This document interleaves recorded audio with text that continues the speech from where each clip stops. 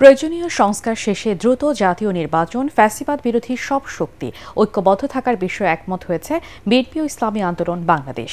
পুরানো পল্টনে দলটির কার্যালয়ে বৈঠকের পর বিএনপি মহাসচিব মির্জা ফখরুল ইসলাম আলমগীর জানান, নির্বাচন সহ 10 বিষয়ে নীতিগতভাবে ঐক্যমত্যে পৌঁছেছে দুদল।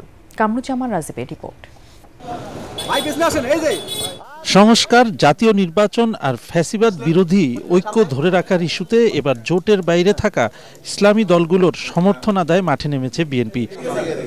এরই অংশ হিসেবে অনেকটা আকস্মিকভাবে পুরানা পল্টনে ইসলামী আন্দোলনের কেন্দ্রীয় কার্যালয়ে আসেন বিএনপি মহাসচিব মির্জা ফখরুল ইসলাম আলমগীর। এ সময় তার সাথে ছিলেন দলের ভাইস চেয়ারম্যান বরকতুল্লাহ বুলু। ইসলামী আন্দোলন বাংলাদেশের আমির মুফতি মুহাম্মদ রেজাউল করিমের নেতৃত্বে শীর্ষ নেতাদের সাথে ঘণ্টা দেড়েক চলে বৈঠক।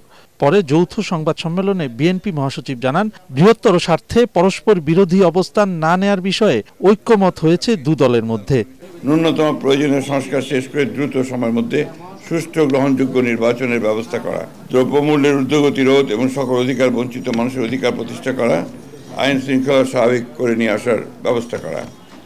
আওয়ামী ফ্যাসিবাদ বিরোধী সকল শক্তি দেশ পুনর্গঠনে ঐক্যবদ্ধভাবে কাজ করবে। ফ্যাসিবাদ বিরোধী শক্তিগুলো একে অপরের বিরুদ্ধে আঘাত করে কথা বলবে না। আমরা তাদের সাথে, আমাদের সাথে এবং দেশ এবং মানবতা এবং রাজনৈতিক ব্যাপারে সব বিষয়গুলোই জিস্ট আলোচনাটা আপনাদের সামনে আমাদের সম্মানিত বিএনপি মহাসচিব তিনি উপস্থাপন করেছেন। সেটাই আমাদেরও একই কথা।